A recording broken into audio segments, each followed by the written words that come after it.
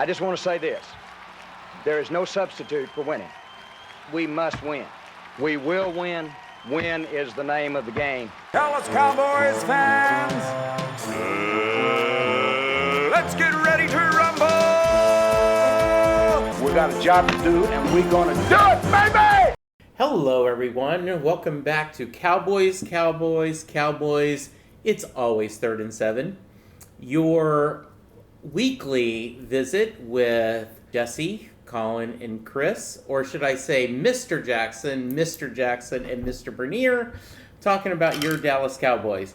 Today, we're recording this on Friday, November 11th. Happy Veterans Day to all that served. Yes. And it's also New Springsteen Music Day. Woo. So I have been listening to the new Springsteen album filled with soul covers. That's been a lot of fun. All right, it's a bye week. Anyone do anything interesting on the bye week? I enjoyed no football. Honestly, I watched the LSU Alabama game, but I think college is way different than the pros. It was unique to see the Eagles played Thursday night. So, yeah, I really didn't care whatsoever. Did you watch any at all on Sunday? I didn't. I didn't even watch, any halftime shows. I can't even really give you... I know Tyreek Hill has, more than 1,000 yards already from Miami. Mm-hmm. I know that was a big deal. I know the Packers, who we're going to talk about, have lost 5 straight, and Rodgers threw 3 picks. So I saw that, but mostly, no. I went out of town and enjoyed no football. Sometimes the bye week can show up, and you're craving it on Sundays, and this came actually right in the middle of the season, so it was good for me. How about you, Colin? Yeah, I was the same. I enjoy, obviously got a little monster running around, so it's not always the easiest to be able to carve out that 3.5 hours. So it was easy breezy for me. I just enjoyed the weekend. Well, good. Me either. I have a secret obsession, not so secret, of it's Hallmark Christmas movie season, so I've got all these Hallmark movies on my DVR. This man finally now has an excuse. Pull back the curtain in July when we're sweating outside. Come inside. Sure enough, JW's got a Hallmark video on. So now you're in that time of the year where actually you can get away with it. Season, yes. I found a new podcast that I just love. There's 3 guys that do the Deck the Hallmark podcast, and I was telling Chris they are the funnest guys. I'm going to get their names wrong, but every episode they start with, and maybe we should steal that shtick. I'm Bran, and I love Hallmark Christmas movies. I'm Steve, and I like Hallmark Christmas movies. I'm Dan, and I despise Hallmark Christmas movies. So we should I'm Jesse. I love Mike McCarthy. Colin, hey, I'm Colin. I like Mike McCarthy. Chris, I'm CJ. I despise Mike McCarthy. Just depending upon if the Cowboys win or not. Yes. I'm Chris Jackson. I can't stand the Dallas Cowboys. Exactly. All right, so the bye week's over. They did not make any big moves on the trade deadline. I'm a little disappointed in that. When you have money left in the tank, when you're under the salary cap, it isn't like in business, if you're under budget, that means you have a higher profitability, which you can spin back to either a bigger bonus for your employees or profit sharing.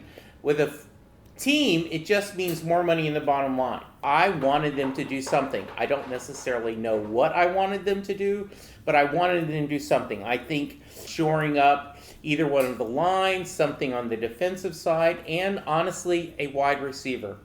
I'm still feeling bitter that we got nothing for Amari Cooper. We've been talking about he seems to be doing pretty well at his new life. I wish they could do something. So before we get to going, Odell Beckham is kind of old, and he's had a lot of injuries. They say, the rumor is he wants more than just 1 year. Let's say you can get him for 2 years at $4 million. What are your thoughts? Have to take him. You have to take him. I feel like the Amari Cooper thought was actually kind of funny to me because I feel like OBJ is that type of player. I feel like he's a big-time playmaker. He's going to get down the field. He's going to drop balls. He's not the same OBJ when he was one-hand catching against the Cowboys, but he could still come on and make the Cowboys a better team right now. The wide receivers have been underwhelming, to say the least, this year. I think injecting somebody that into the offense that we have right now with the running backs, that would have been crazy explosive for the rest of the season. Man, on paper it looks great. Odell Beckham Jr., that one-handed catch that we all remember on Sunday Night Football, Cowboys did win that game. I'm still 50-50 on it, quite frankly. Do you not think he would make that offense just a little bit more explosive? Shout out to our new sponsor, Roomba. Yes, Roomba might mess up your podcast, but it will keep those floors clean. All right, so we're Odell Beckham. You think it sounds good on paper? Are we in love with more the name than the actual player we would get? Correct. We got a good thing going right here, but the stats back it up. Cowboys offense is overall 22, rushing they're number 11, but they're passing they're number 25. So to your credit, Colin, the receivers, for whatever reason, Cooper Rush was in there too. We're more of a running attack. We still have not had a 100-yard receiver. In theory, yes, but I also like the way that Beckham's not a bad guy. He's never been in trouble. He's never done anything like that. But he has shown some prima donna tendencies, and I feel like being exposed to Dallas just would not be a good fit. But there's also another reason someone hasn't snatched him up anyway. He's coming off of 2 years of pretty bad injuries. He wants a multi-year deal. Old Prescott is just his cap hit is just gonna keep rising and rising. I almost don't want the headache. In theory, on Madden, heck yes. For some reason, my stomach just doesn't like it. I think the risk is worth it. We are banking on our defense taking us further than we've been being able to go in the postseason. But I do think that if you could get another weapon, if you don't have to break the bank, it's worth a try. And you could always, if it doesn't work out, you can cut them. I don't think there's enough downside. Like, this is a bad dude that you're bringing in. He definitely would shine. Now, I will say, people can change. You can mature. Right. He was, by all accounts, a great soldier in Cleveland when they had Baker thrown to him, who got benched last night. And he was a good soldier when Eli was throwing picks like crazy at the end. Well, he wasn't a good soldier, but he went through it. He learned from it. He went to Cleveland. He learned from it. He won a Super Bowl last year. Actually scored a touchdown in the game before he got hurt again. If you think about it like that, and depends on what mindset we get in, then I would want him. I think he was humbled a little bit in Cleveland and at the end of his Giants career. He was a prima donna, but who isn't? He's a wide receiver. He's making big that catches. Was one of the reasons why Amari was so beautiful. Is he was the exception. Yeah, and he was good with Los Angeles. They, till he got hurt. And what I would like to, for we're saying yes to this, is that he did come in there and learn that playbook. Sean McVay with the Rams has got very complicated schemes, probably more complicated than old Pizza Boy. Yeah. So he could come in and pick up the offense as well, too. With the Cowboys having the season they're having, with the rest of the schedule that they have, getting another piece like that could be a push towards the playoffs. That could carry us along. And like you said, I even forgot this, that he was on the Rams Super Bowl team. He has that experience now. He made big plays in big games. I don't think, like Jesse said, I don't think the risk is. One thing that could worry me down the road, and this is just a pessimistic Cowboy fan, is that we give him a 2-year deal. What about if Prescott still continues on this kind of downside and we're really focusing on the run? Probably wouldn't say anything this year, but would he feel comfortable enough to say something maybe in the future and cause a little bit of a rift? Probably not that big of a deal. In Dallas, everything blows up. So the other thing I want to bring up, and if you are listening to this and you're not in the Dallas area, you may not have heard this. There's a lot of discussions, and we talked about where feed the ball to Zeke. Oh, Pollard needs more touches. Pollard needs more touches. The rumor is that after his really strong performance 2 weeks ago, he had told his running back coach, I'm done. I'm out of energy. Kind of got this speculation and people talking about that he's, in terms of like an electronic device, he's got a really strong signal, but he drains his battery quickly. You put him on high, he's going to do well. His battery drains quickly. Versus Zeke being the Energizer Bunny, going, slow and steady. If that is the case, and we don't know that it is, that is not a bad thing if you realize that. And if you do that, maybe that is one of the reasons why he hasn't gotten as many touches. CJ, I'm going to start with you this time because I started with Colin last time. The comment about the coach, yes, that troubled me earlier this week when I heard that on the Musers, that TP is asking for time off, or almost that he runs himself, kind of like Dad said, your cell phone battery, or let's say like an NFL blitz and you're hitting the turbo button, there's nothing left anymore. Yeah. That troubles me. I also then kind of think conspiracy theory. Are we just trying to prop up Zeke a little bit? Why does why does Pollard say then that I can handle the... I mean, what's he going to say, though? Yeah. I wouldn't say that and then tell the coach that something, and then why is the coach saying that? It was just a weird story, but it was a big eye-opener. I 100% went conspiracy theory first. Okay. Because I didn't believe it. It sounded crazy. Like, why would a position coach say that to the media? That it just doesn't make any sense why you would let that get out of the clubhouse. Right. Obviously, 2022 things leak all the time, but I don't think it's true. TP said, to his credit, he said, that's not true, feed me the ball every time. He did. I did not hear that. So that's what he said. I just read that today, actually. Good. Well, that's good to hear. He said that because somebody brought it up, probably. I also think he had, a 55-yarder? A 45-yarder? Yes. He has the longest run, so I do also think Zeke getting 3 yards each play and getting up and getting back up, he can probably do that a couple more times than Tony Pollard breaking a couple tackles and running 55 yards down the field and then being like, I need a break. Like, let somebody else take a couple carries. I think it's just always going to be something to talk about during the week. Why is the assistant coach saying that? Zeke practiced on Wednesday but was limited, and just like we talked about in the archives, this could be the second time that he's missed because of injury. David Morris talked about every time he's been hurt and they had him question about coming to the game, he's like, oh no, I'll be out there, and he still was non-committal, which if you go by his logic, that means he may not play. And it's cold too, or it's supposed to be 44 degrees. Luckily it's kind of cold here today, so they're not just going from our 80s to 40. When he does come back, we've talked about this, I know all three of us, there's nothing wrong with having both of them. Exactly. They both play a really pivotal role. Green Bay, the frozen tundra.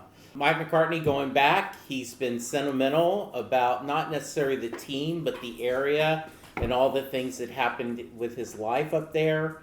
You know he wants a win, and that's not controversial.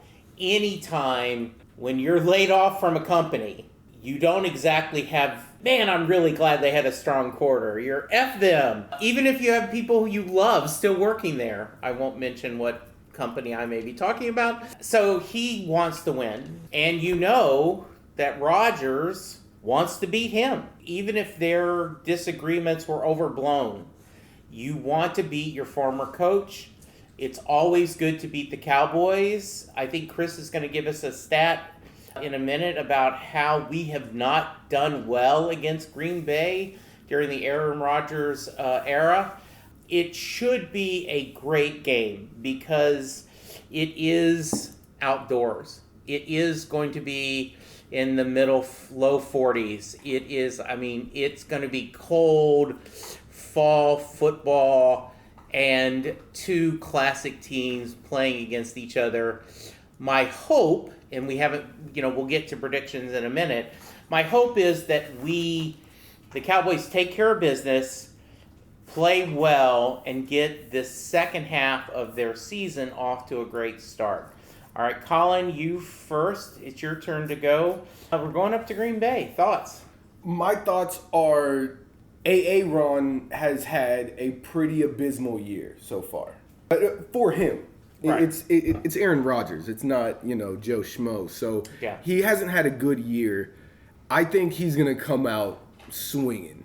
Yeah. I think he is going to come with the best game he's had all season because it's Mike McCarthy, because it's in Green Bay, the situation, and he always plays great against the Cowboys. I'm sure CJ has a stat that'll blow your mind, but this guy has always come to play against the Cowboys, but on paper, I do not see them being an issue.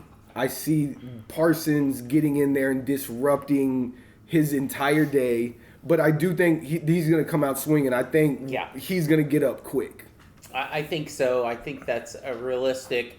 I do feel seeing the defense play in cold weather, watching them play a very talented quarterback.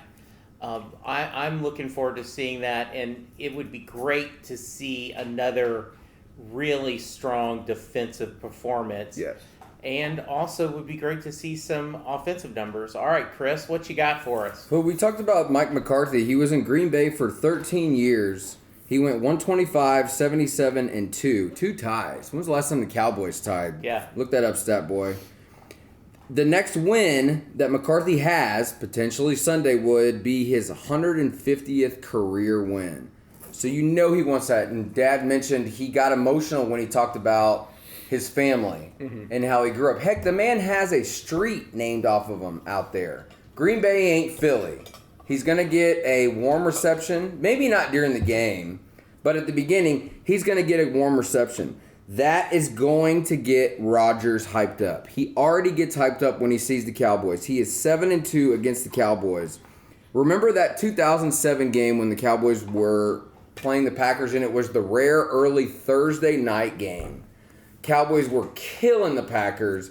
Favre got hurt. Actually didn't come in. Long-haired Aaron Rodgers came in, almost brought them back. We were hoping, because I remember we were at Bullfrog. Shout out to Franco.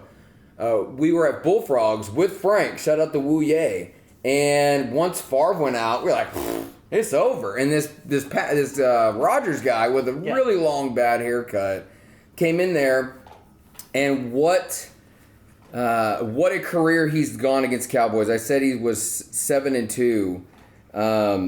But like Colin said, if you take off your Cowboys hat, I don't fear them at all. We shouldn't be the game of the week. It should be the game of the WEAK, except that's only Packers, right? Yeah. Rock me. Because Packers are 3-6.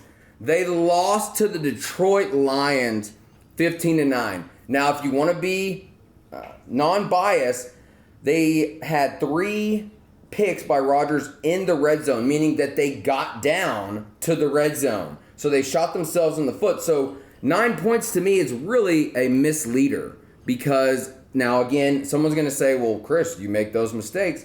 I understand that, but this is still Aaron freaking Rodgers. I've said it in the archives. I've said it, I have sports nightmares about that young man. Well, how often have we, during a meaningful game, whether it's Tony, whether it's Dak, brings us from behind, and you go, we've left them too much time. And whether it's 3 minutes, 4 minutes, 5 minutes, hell, 2 minutes, we go, we've left them too much time. And in the past, we've never had a defense that could shut them down to stop them from coming back and, almost doing a walk-off homer. Like if we talk baseball terms, that they end up where there's nothing left on the clock. I think this is a good win. If we can win, I think it's good for our psyche. To be 7-2, start the second half of the season, an away game, doing well. It is an NFC game, which I think is going to be important. We need the Eagles to stumble a little bit, and so far they do not look like they want to stumble. They will, trust me, and I want them to be undefeated come Christmas. And no, I would much rather them not stumble. Keep on going, because they're going to fall right on their face. We're talking about you, when it matters. Andy. When it matters. Respectfully. Okay. One of the things that the Packers are dealing with is injuries. Randall Cobb is not going to play, which I forgot that he was on here. Sammy Watkins is questionable. John Charles, their cornerback, I know that he's really good. I don't know Stokes or Romeo, but they've got a heck load of injuries. The Cowboys got Anthony Barr, hamstring, might not be able to go. We talked about Zeke, and then also Malik Hooker. They are expected to play, actually, after missing the Chicago game. So not only are the Packers got rid of Devontae Adams, which we all thought was a really bad idea. He was his safety net. Not only do we have that, but then also they've got a bunch of injuries. But this is going to be a desperate team. At home against the Dallas Cowboys. Aaron Rodgers is probably talking to his girlfriend, his friends, whoever he actually like, Pat McAfee offline. And I own the Cowboys. I ain't worried about this game. And everyone all week is going to say, we suck, we suck, we suck. So they're going to lift. Because you know Rodgers is going in there, guys, I own these guys. Just follow my lead. Like with the queso. I'll do the talking, okay? That scares the heck out of me. A lot of things, when we said Devontae Adams, their receivers are getting open. They're just dropping the ball. Yes. I can see everyone always ups their game when they play the Cowboys. So this is not, on paper, yes, this should be a mismatch. The Cowboys should blow them out. With everything that we're talking about and we'll continue to, and just the history that I'll go through here in a second, this ain't going to be an easy game, at least at first. All right. So if you want to give us your history real quick, and then I want you to give us, let's get the lines and we'll do some predictions. Perfect. Okay, couple things for you. Aaron Jones, also, he is a Cowboy killer. He is questionable. They're running back. Cowboys stink against the run. When we look at the numbers, the Cowboys defense, bad acting, 10th overall. Wow.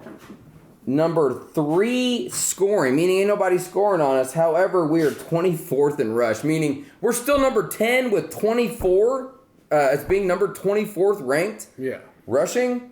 So Aaron Jones, if he plays, that's going to really make things difficult for the Cowboys because we've already shown that we can't stop the run. Now, maybe, I think it was you, Colin, or maybe JW, do we take Parsons, maybe not always full-time at defensive lineman, and maybe put him back as a linebacker so we can stop the run? I think that's maybe a this season type of solution in a couple games, a couple situations. Maybe he can start playing more a linebacker role in certain situations and some nickel or something, throw him back there. But that's not where he shines, or that's not where he has shined. And I want him to continue to shine and get better at that role. He is so dominant. Why take him away from what he's great at? Why take a great pizza maker and make him try to flip burgers? Let him keep doing what he's doing at defensive end. We need more help at linebacker. That's what the trade deadline is for you to get those trades in to get some backup. Jerry Jones failed to do it once again. Jerry Jones stepping in his own way. Probably put out the fake rumor about TP. I'm sick of it, Jerry. I'm sick of it. The Packers have committed 25 penalties over their past 3 games. That shows an undisciplined football team. Mm-hmm. I think if we can jump on them early, quiet that crowd down, it could be an ugly day for the Packers. Unfortunately, I just don't see that happening. No. Okay. So what's the line, and let's make our picks. All right, so a real quick history lesson.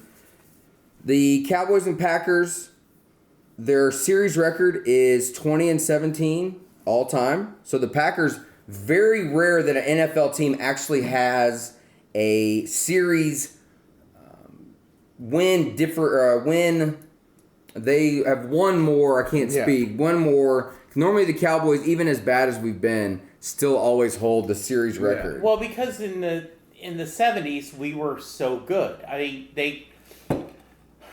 if we got time, we'll get to Jimmy's book, and that may be next week a discussion. Yes. But during the Super Bowl era, the first 30 years, almost half of the Cowboy teams were in the NFC Championship game. There was over half the time in a Super Bowl, they were one game away from being in a Super Bowl. We don't know much about that, Colin and I. No. And that's what they talked about real quick, is that Jimmy's book, no one would care. They might want to hear his stories, but it would not be as high profile here in Dallas. It's that since he's gone, we've had no success. And, there's that chapter and that whole Jimmy and Jerry mythos that we love to hear. All right, so they actually have a winning record against us for all time. Yes. So series record is 20-17 all time. So Packers 20, Cowboys 17. In the postseason, we are an even 4-4. Some of the highlights of the Cowboys-Packers rivalry: 1966, 1967, back-to-back, basically NFC championship games. At the time, it was the, I believe, NFL championship, Right. which then they would go on to play the AFC championship in what we now know as the Super Bowl, the early stages of the Super Bowl. If you remember, for all you history fans, 1967 was the infamous Ice Bowl, where the game may not be played to this day if it was that freaking cold. 1993, 1994, the Cowboys and the Packers met each other both in the divisional round. Cowboys won on top of those. In 1995, I remember this game vividly in Irving. The Cowboys defeated the Green Bay Packers to go to the NFC Championship game, which was the last, indeed, NFC Championship game that this city has seen, much less a Super Bowl. And again, remember, we just won an NFC Championship game appearance. Yes. Fast forward, 2014, the Dez catch. No. Nobody ever in their mother likes to talk about it. The only time you really can is when you play the Green Bay Packers. Cowboys coming off of 3 straight 8-8 seasons. And never mind the fact that they lost to, I'm going to get the order wrong, but Eagles, Washington, and Giants. Not in that order. It was Giants, Eagles, and then Washington with RG3. They lost all 3 of those to not win the division, go 8-8. They brought Garrett back. I remember even Jerry during the post or his press conference just not being that optimistic. One of my favorite years as a Dallas Cowboy fan is 2014 because no one saw it coming. The Cowboys went 12-4, quite frankly, on the back of DeMarco Murray and then Tony Romo's leadership. Tony finally got it to click. He already knew what he saw and he understood it, and the game slowed down for him. He even talked about that the game slowed down for him. If you remember, that was in the part of Romo's career of when he got a full 7 days and could take off his Tuesday and Wednesday. Cowboys were dynamite. If you remember, the Cowboys against the Eagles in 2014 on Thanksgiving got humiliated because the Cowboys were coming off of 3 days of rest. Why I think the Cowboys will beat the Eagles this year on Christmas Eve is because if you look at that 2014 season, on a Sunday night, Des Bryant had 3 touchdowns against the Philadelphia Eagles to hit them with that payback. That was 2014. Never mind the fact DeMarco Murray fumbled in that game and Dan Bailey missed a field goal. One of the worst, hardest losses I've ever had to take in my sports career. 2006 with the Mavericks, but we did that in 2011. Probably will never sports get over that Des catch. And then finally, who can forget in 2016, we had them young pups of Prescott and Zeke. We actually beat them in the regular season in Lambeau. That was one of their calling out parties along with the Steelers game. Mm-hmm. I remember that vividly because the Packers had their ugly throwback uniforms that are yellow and green, whatever. That brown. Yes, just ridiculous. So I almost want to disqualify that as a win. Mm-hmm. But then Cowboys, Alpha Prescott and Zeke are, I believe, 13-3, 12-4, and go to the playoffs first round bye, host the Green Bay Packers. They get down early in that game. I vividly remember my father and I not watching that game for whatever reason, but us constantly being in communication. And also, shout out to Twang, Julio, Dominic, my boy Kalo, my Cowboys crew, RW, everybody. And Patrick Jones. I don't know if I knew you back then, CP. I don't want to know you now. But everybody freaking out. And I remember for one reason, finally, take it easy. Cowboys tied it to be 31-31. If you remember and you go back and look at it, I guess I did. Actually, I didn't. I just remember this. It was a 3rd and 20 or something like that. Late in the game, Aaron Rodgers throws it. We all think it's out of bounds. And I don't even know. It's the boy 88. He's from Dallas. He was very weirdly 88, but he was a running back. I think that's what happened. He caught it, got his feet in. Mason Crosby hit like a 52 and a 56-yarder. Dallas Cowboys go home. That did not hit me as hard as that 2014 loss. And not because, oh, well, they're going to be Dak and Zeke and they're going to be there forever. No, nothing's guaranteed. Every year is different. But 2014 was the year that you become a Cowboy adult. You understand that this is a game and it's going to hurt. Yeah. And so that's just a little trip down the Cowboys-Packer road. One of the things I will mention, really quick, Amari Cooper, 553 yards this year, 5 touchdowns, for whatever that's worth. This is Dak Prescott's first road game of the season. So we'll see how he's going to go ahead and handle that. Okay. All right, CeeDee Lamb needs... Bad acting. It doesn't matter. We'll just cut that. Okay. All right. So... All right. Looking now at our preview after our history lesson by Mr. Jackson, heavy on the Mister. That's what I'm talking about. Your boy CJ. Cowboys and Packers. Cowboys are 6-2. Packers are 3-6. It's going to be 44 degrees. It's on Fox, America's Game of the Week. So then we're all going to be exposed to really, really, really deep thinking, Greg. Third leg, Greg, for all of you Miami Hurricane fans. For the line. In Vegas, via ESPN, Dallas is favored by 4. Remember, you get 3 for being at home, so that's almost 7-point favorites. The over-under is 44 points. So just like we always do, 3rd and 7 fans, we're going to go around the horn, and we're going to say what we think is going to happen via Vegas, how we would bet, and then with our heart. Let's start with Jesse Jackson. Cowboys at Packers, Dallas by 4. The over-under is 44 points. At Green Bay, Cowboys 6-2, coming off the bye. Packers 3-6. So I'm gonna give Cowboys 24, the Green Bay Packers 18. So it will be under, and the Cowboys win. Okay. Mr. Bernier, heavy on the Mister. See, so I believe the Packers are going to come out strong. I think they're going to put up some points on the Cowboys. We're going to be on our heels. Everybody's going to say, oh. And then Cowboys are going to dig in. They're going to put up some points on offense. The defense is going to come alive, get a turnover, might put up some points. And I believe the final score will be 38-21. Wow. Cowboys. So you're thinking the Over. offense finds its way. I think the offense is going to come alive. Their defense is trash against the run. Okay. Our run offense has been amazing. It's going to be cold, so there isn't going to be a ton of bombs down the field. But I could see us running all over them, and I could see Parsons and the rest of the defense getting in that backfield and disrupting because his line is weak. Okay. And disrupting stuff, taking the ball away, strip out, touchdown, pick six. That's what I'm feeling right now. Oh, I'm all right. And feeling Chris saucy. Jackson? All right, drum roll, folks. I think that the Packers are going to come out with a valiant effort in that first quarter. And I think that once Rodgers flicks that wrist and that receiver that's never caught the ball this whole year finally catches it, the crowd is going to go crazy. The Packers are going to take a quick lead.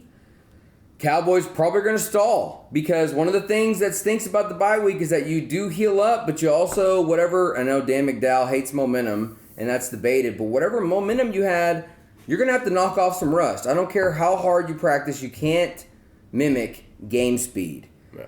I think that the Packers are then going to start running the football. However, I do think that Mike McCarthy knows some weaknesses of Aaron Rodgers. And I do think that he's going to go ahead and tell DQ, your boy, DQ, Okay. how to maybe not expose. You don't expose Aaron Rodgers, and if we do, I'll sit here tomorrow, next week. I'm pretty sure that's how Mike McCarthy got the job, was exposing his weaknesses to Jerry. That's how that's been the whole thing since the beginning. I want to beat the Packers, boy. Yeah. I think that the Cowboys are going to remember who the F they are, and I think that we're going to exercise some demons. I think that this is a huge game. I don't care what the record is. This is one of those like the Dallas Mavericks had to do in 2011 when they had to beat Portland after they gave up that huge lead in the first round of that championship series. They were up, they won at home, they lost game 3. They came back and won game 4 though. Well, CJ, these Cowboys don't have anything to do with the 2014 Dez. That is very true. Some of them do have something to do with 2016. However, hopefully they're not. But why would they be? They need to focus on it. But the educated Cowboy fan out here, we need to exercise some demons, and I think the Cowboys will. I'm going with the Cowboys, 24, Packers 13. Okay. And your boy Parsons has got 3 sacks. All right. Very nice. There we go. We'll see what happens. Thank you, listeners. We appreciate you. If you want to give us feedback, I am at Jesse Jackson DFW on Twitter. Chris, you are at? Your boy at kayfabe CJ. All right. And Colin at I don't do social media. At my face, come see me. At my face, come see. We make up a new Twitter name every single week. We want to go ahead and thank iRobot for non-sponsoring the podcast, as well as Keurig and Maker's Mark. Especially my boy, also Daniel Garza, Texas Q, not Texas BBQ. Again, I'm going to mess that up, but shout out to Garza. I know you're a listener, man. Thank you again for listening. All right, guys. So we will talk to you next week. For now, stay safe, be kind, and we'll talk to you soon. Goodbye. Later, June. Woo!